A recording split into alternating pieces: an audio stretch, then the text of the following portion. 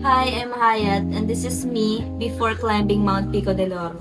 Hi, I'm Veronica and this is me before climbing Mount Pico del Oro. Hi, I'm Wayan, and this is me before climbing Pico del Oro. Hi, I'm Shane and this is me before climbing Mount Pico del Oro. Hi guys! So today we're going hiking! Actually, hindi pa nga kami ready.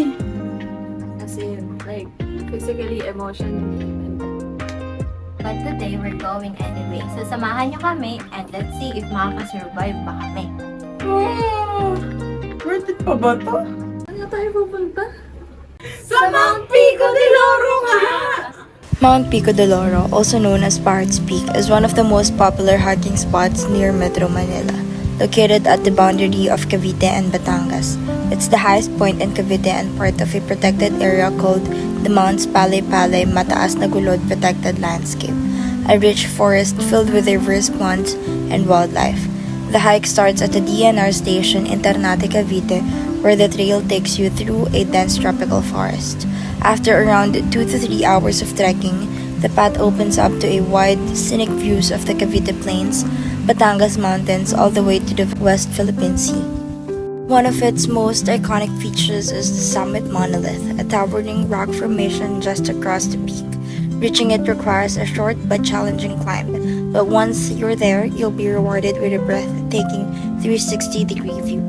The name Pico del Oro comes from its shape, which looks like a parrot's beak from afar, with a difficulty rating of 3 out of 9. It's considered beginner-friendly. Okay, guys, time check. It's currently 6 a.m. and while we're waiting for the bus, let's do a quick bag read.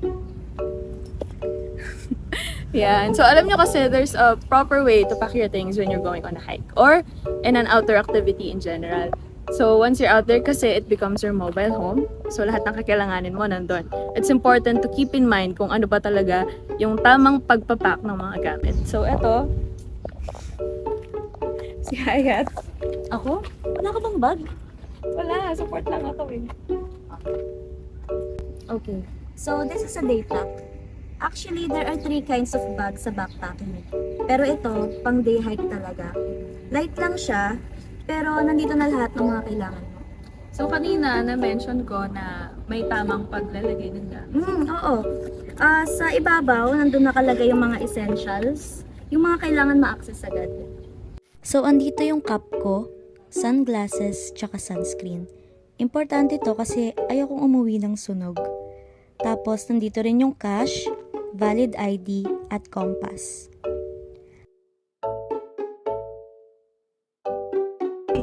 Ayan, so sa kahit anong outdoor activities or any other activity na nagre-require na mag-empake ka, ito yung tamang way ng paglalagay ng gamit. It's to avoid straining your back and causing other potential injuries. Kayo, anong dala nyo?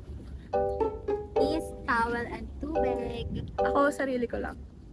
Ako, ganda lang.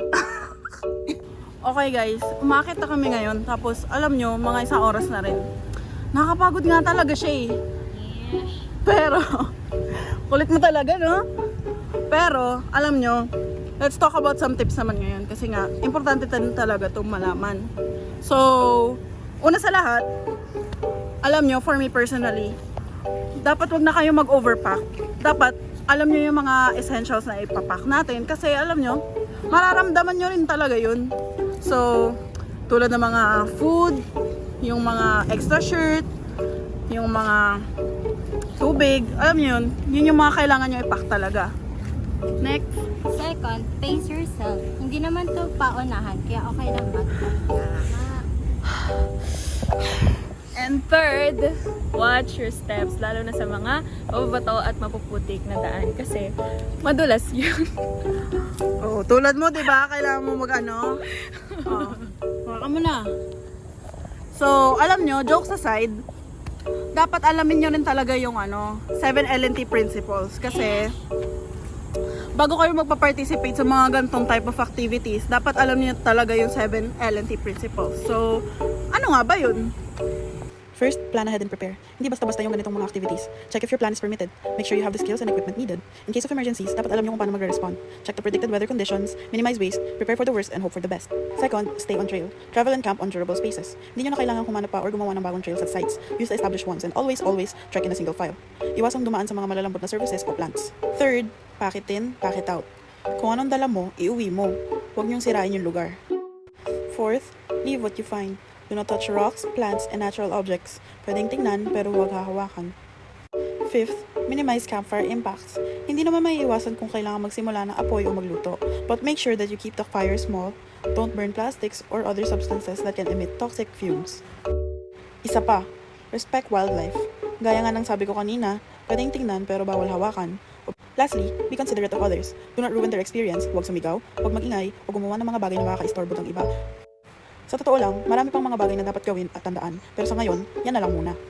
After a few hours, we finally reached the top. Andito kami ngayon sa isang open area kung saan usually nagte-tent pitch dito if overnight hike. Pero since day hike lang kami and di allowed dito mag-overnight, Wala kaming tent. pero importante na alam pa rin natin kung paano mag-tent pitching just in case. The first step is to find a safe spot, yung flat at hindi mabato. Kapag nasuri nyo na yung lugar, pwede nang ilatag yung ground sheet. I-assemble yung poles at i-attach sa tent. Tapos, ipeg sa ground para steady bago ilagay yung rain fly. Eh paano kung tinamad ka? Mababasa ka. So, we made it. We're done. Okay pa naman. Barely. So share tayo. Thoughts, insights, realizations. Tara? O, sige ako muna. Well, na-realize ko, mahirap din pala. Akala ko madali lang. Akala ko chill lang. Lakad-lakad lang, ganun te. Pero, ang hirap pala. Lalo na pag di ka prepared. Alam mo, same tayo. Napagod din talaga ako pero nung pagkakit naman kasi, para nakita ko naman na worth it naman yung inakit natin, yung pagod ba. Tsaka, alam mo yun, nakagalaw-galaw din tayo. So, for the whole week, yung exercise natin is okay na, di ba? Ikaw? Ako naman, nag-enjoy ako. Sobrang rewarding. Parang masaya sa pakiramdam na nawala ka sa usual na ginagawa. Tama. Oo nga. Tapos, ang maganda kasi sa ganito, nakakapag-exercise din. Nakaka-build ng stamina. Tsaka, alam mo yun, may bond din. Iba kasi yung bond kapag nag-share tayo ng same struggles, di ba? Oo, kahit inaaway ka na namin kanina. Parang ano lang, no? Team building lang na may away, di ba? Pero dito ko rin na-value yung importance na may knowledge ka sa mga outdoor activities. Hindi siya biro if you'll never try, you'll never know. Ang masasabi ko lang, if gusto niyo itry, magdala kayo ng enough water, magsuot ng comfortable clothes. Tapos, huwag niyo i-underestimate yung hike kahit day hike lang. At magdala ng sariling gamit. Tsaka, sana naman may laman eh, no? Na? Na? Ano to puno? Yun lang, overall, worth it naman siya. Nakakapagod pero masaya. It's definitely one of the things you must try at least once in your life. This has been our Pico de Loro adventure. Thank you for joining us! Uulit pa ba tayo?